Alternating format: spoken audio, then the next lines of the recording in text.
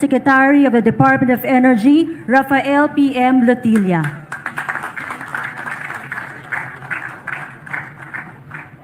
Ladies and gentlemen, the President of the Republic of the Philippines, His Excellency Ferdinand Romualdez Marcos Jr.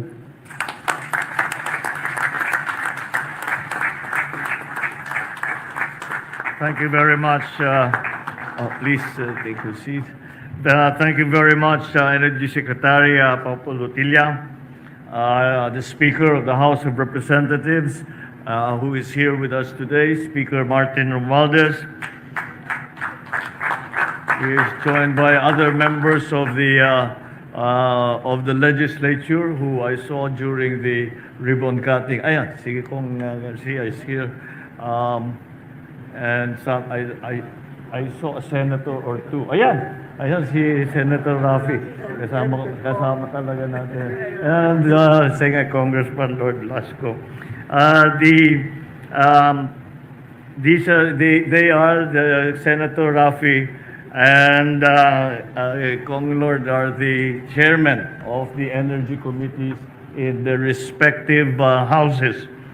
Of course, the father of the province of Bataan, Governor Jose Enrique Garcia, full name. The proponent of this very forward-looking project of battery energy storage, the President and CEO of San Miguel, our friend and longtime partner in development, Ramon Ang.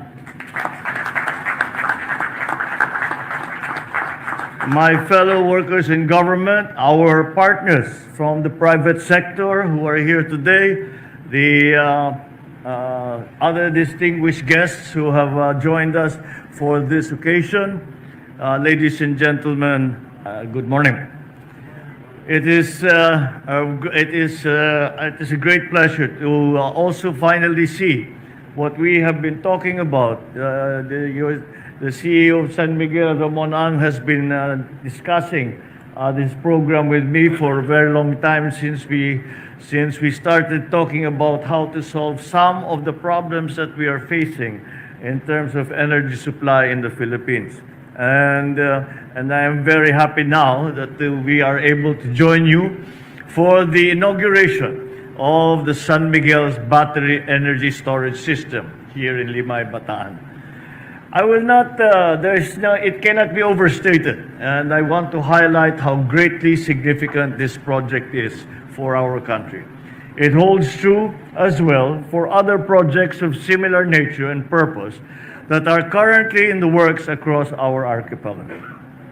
The government highly encourages and approves of all these projects.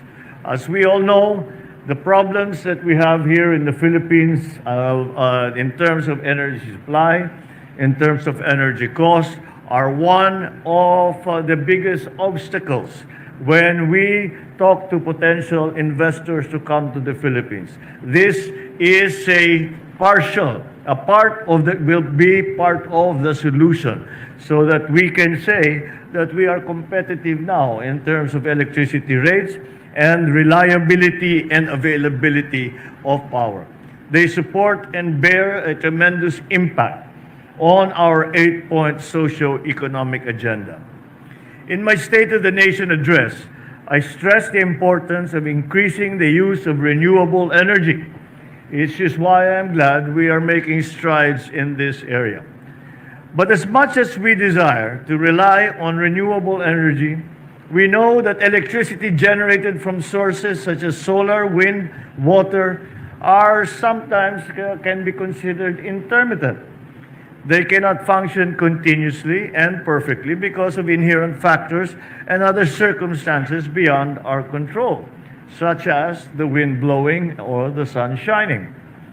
So introducing a storage component into the overall energy infrastructure provides the crucial support mechanism that shall optimize these resources, make them more efficient and reliable. With this technology in place, storage of power is made possible.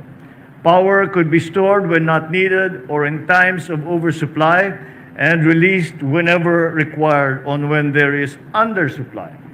We have a little experience because the first commercial wind farm in Southeast Asia was put up in Ilocos Norte while I was governor. And the analysis always of our wind farms are very simple in that we have, at the time, we had to be able to make back the power supply from the months of October to March. Because if we do not make it back during that time, it is not a viable project. It was helped along by the provision of carbon credits, but that the WTO was providing for a while. But however, the most important thing, the most important problem was that precisely the peak supply does not necessarily coincide with the peak load. And there was also the problem, very simple problem, of how we can guarantee supply of the base load. And this is generally used by industrial plants, and because the cost of power is lower, they run at night. Many of them run 24 hours a day. And so that was always a problem. This is now the solution to that problem. And it doesn't necessarily apply only to wind farms, doesn't necessarily apply to only solar. It applies to all kinds of power that that we are able to use. The strategy before, I remember the Bataan nuclear power plant.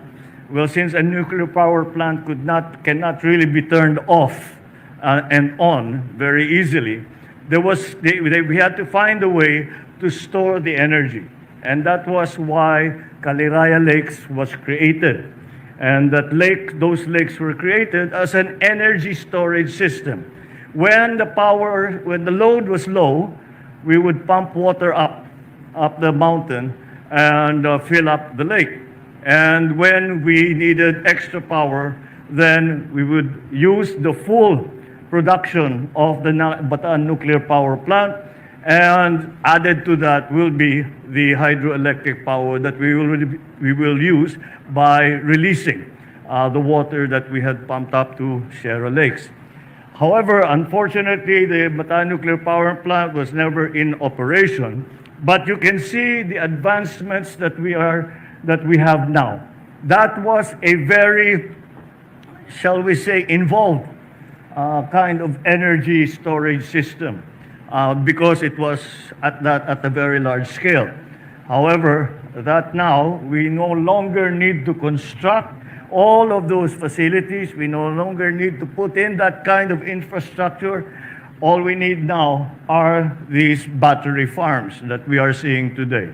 And that is why it is extremely encouraging for those of us who are always trying to find ways to, one, increase the supply of power, secondly, decrease the cost of power, and thirdly, improve the mix of traditional sources of power and renewable sources of power.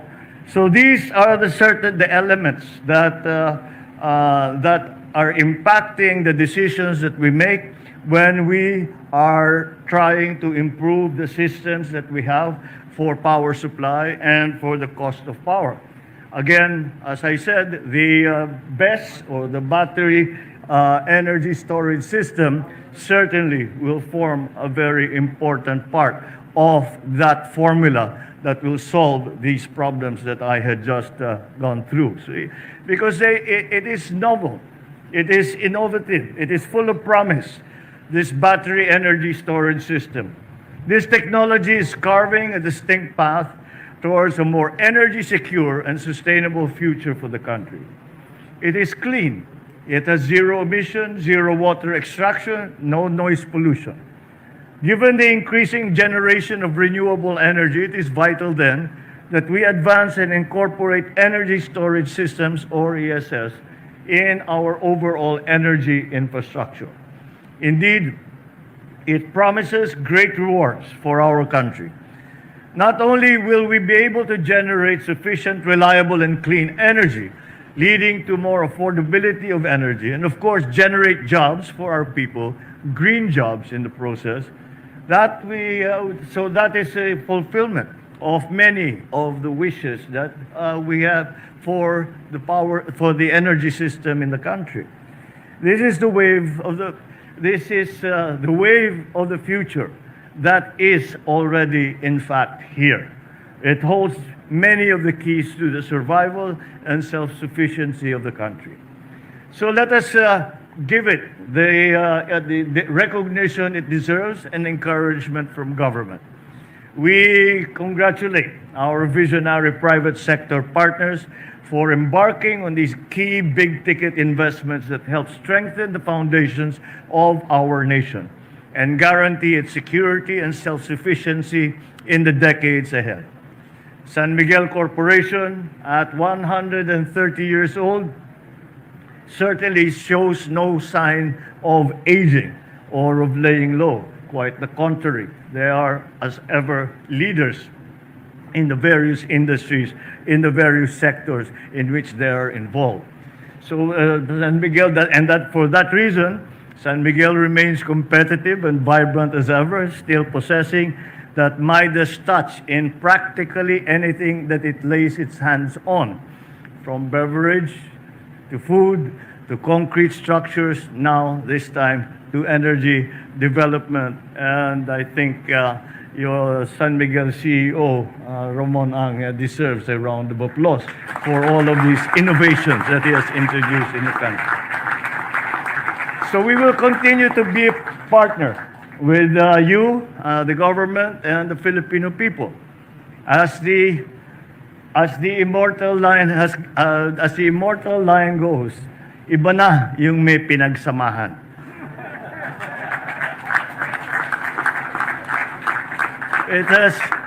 You have other best projects in the pipeline, accounting for 95% of BOI approved projects with 2,000 megawatts total capacity distributed across the country. I and the rest of the Filipino people look forward to the rollout of these projects in the near future. Let us consider ourselves fortunate that we are here at the birth of this project at this late stage as it goes online in the grid and begins to serve Filipino people. But despite this, what this administration can commit to is to guarantee all the support mechanisms to our investors and to act as a genuine partner in a mutually beneficial relationship. We will improve the policy and regulatory framework for the renewable energy industry, especially for ESS technology, to encourage further development of our fledgling renewables industry. The Department of Energy is currently working on an improved and expanded version of our ESS policy. Our legislation and the rules that we have to catch up with the technology. Unfortunately, the general tendency is for government to be a little behind private sector in this regard. We will try to redress that balance. We are also aiming to increase the share of renewables in our total generation mix, and we encourage those investments that will add to the renewable supply in our country. We will streamline, harmonize the regulatory framework at the national and local levels to ensure ease of doing business, to take down unnecessary regulatory burdens, and this is all part of our agenda to improve bureaucratic efficiency and sound fiscal management for a much better, more streamlined, more efficient system. All this with a view to further encourage and incentivize private sector and allow them reasonable returns on their investments. With this mutually beneficial working relationship in the field of energy, we all function effectively towards an attainment of our ambition of strongly rooted, comfortable, and secure lives of our citizenry, as well as a healthy and vibrant business continuity for both the government and the private sector. So together we will spur further advancements and reforms in our country. Soon, not only will the Philippines have attained energy security, but it will also gain the recognition and the respect of the world as an advocate of clean energy and other green and resource-efficient practices. Maraming salamat sa inyong lahat at mabuhay ang sambayan ng Pilipino. I congratulate San Miguel Corporation, all of those who have been involved in this project, the LGUs in Bataan. This is a very important day for us. We will be watching closely on how we can apply these technologies all around the country. Maraming salamat po at maganda pong tanghali.